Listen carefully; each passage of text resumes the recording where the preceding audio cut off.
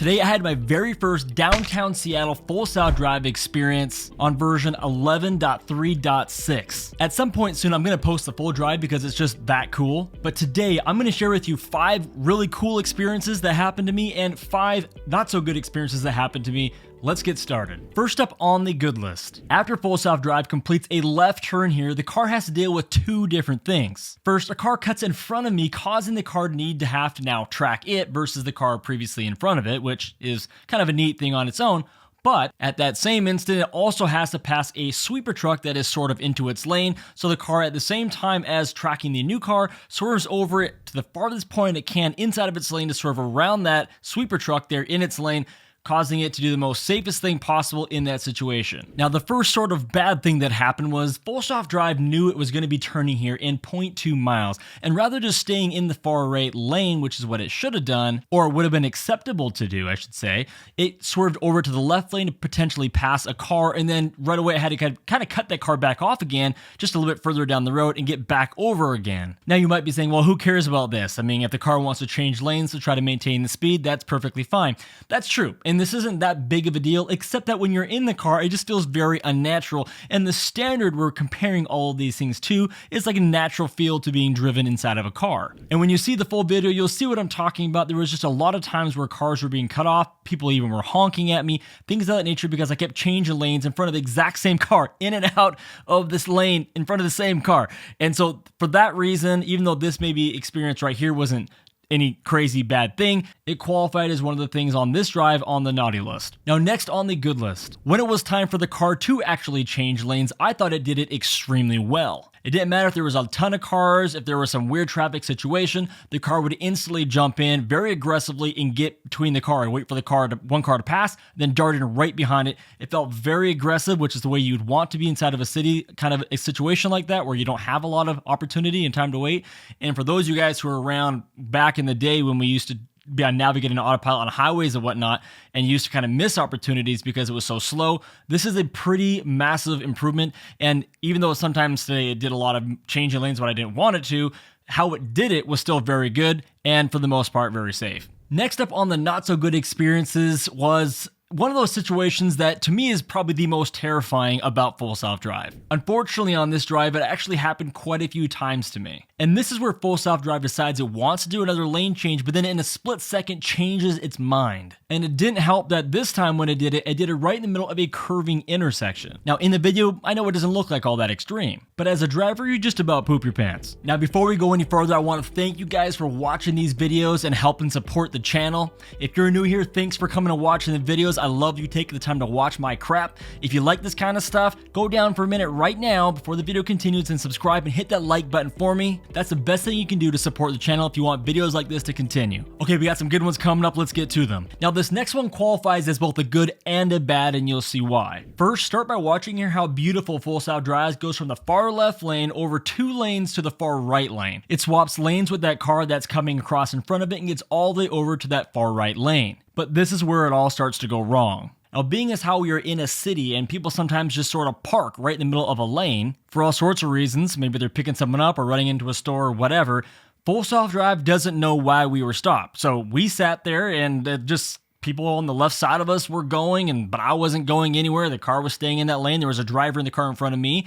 And then it wasn't until the driver in front of me went and I pulled up even further that I noticed, even myself as a driver, that those cars in front of me now, there was no one even in them. And so I waited for a while to see what full self-drive would do, and it just sort of sat there. It just kept thinking that it's at a light. It doesn't know the difference. It doesn't know that there's people there working out of the back of their car with some kind of mechanical tools. I think I saw a drill. So of course I had to intervene and take the car out of full self-drive and drive around those vehicles. So when we're thinking about full autonomy, where we're at with full self-drive in the city, this is obviously a little concerning. If I was in the back seat, I'd still be in the back seat behind that car. I mean, I would like to think that I'd have gotten out by now and kind of caught on that something was wrong. But now this leads to the fourth bad thing that happened. And this is when I had just freed myself from that parked car situation where full self-drive didn't know what to do.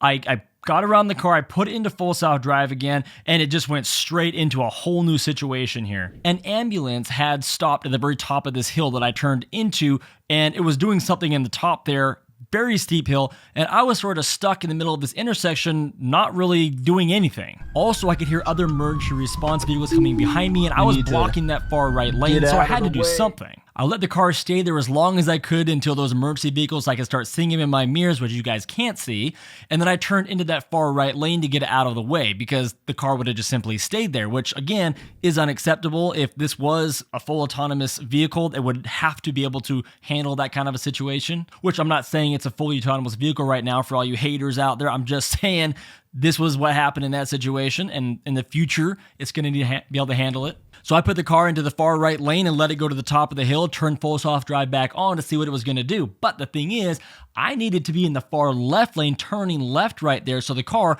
wanted to get over. The blinker's on to go left. It says in there it's looking to follow the instructions. It wants to go left. So again, I had to intervene and make the car go to the right because I simply couldn't go left. The car wasn't going anywhere. And so that was another situation where the car sort of got stuck and confused and just didn't know what it was supposed to do. Again, it wasn't doing anything dangerous. Now, one great area of strength, and the next thing on our good list, is that when it came to steep hills, sharp corners, and they're all over Seattle, the car did an exceptional job. It did an exceptional job responding to things like traffic lights and stop signs, crosswalks, pedestrians. At no time did I have to take over because the car was going to go through an intersection where it had people walking or red lights or stop signs or anything like that. Never one time on this 1 hour recording did that happen. This was especially really good when you got a little out of the town center. It wasn't so crazy busy with so many one-lane roads.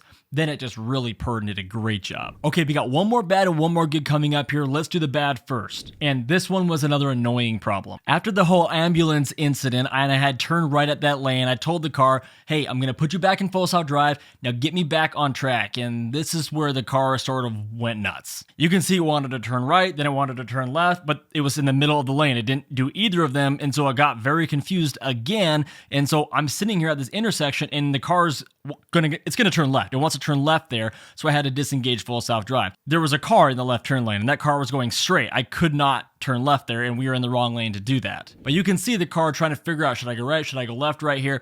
And so there's just a lot of confusion in that city center. Now, the last good experience on this drive that I'm going to talk about today involved another Tesla Model Y. You can see as I'm coming up on this Tesla Model Y, there's this cute little BMW electric car in front of me, and that driver does not wait around for that Model Y to get itself figured out in its parallel parking. It just goes around it into oncoming traffic and passes the guy. But the Tesla decides, let's not do anything illegal, let's not do anything unsafe or rude. It stays there, waits for the Model Y to get a lot more situated back into its parallel parking, which, by the way, that guy did a great job. That was a tiny spot, and then went ahead and passed it. Now, I'm not going to sit here and pretend that I wouldn't have done what the BMW did if I was driving, but the question is, would you want a full self-drive or autonomous vehicle making that decision to go into oncoming traffic to pass a car, or would you want it to sit there and wait like the Tesla did? For now, at least, my vote is to wait. Now, there were more very good experiences that happened on this drive, and they're going to come up in another video, as well as some other kind of hairy situations. So again, make sure you subscribe and you got that bell rung. Now, I wanted to share a couple thoughts with you before I end this video, and that is that I do not think full self-drive is ready for city driving. All these YouTubers that are saying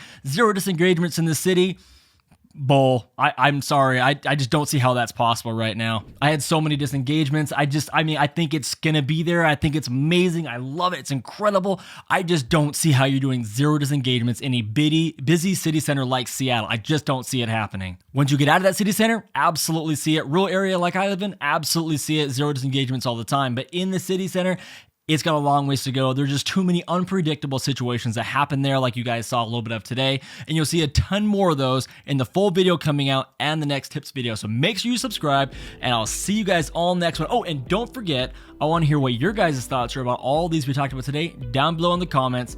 See you there.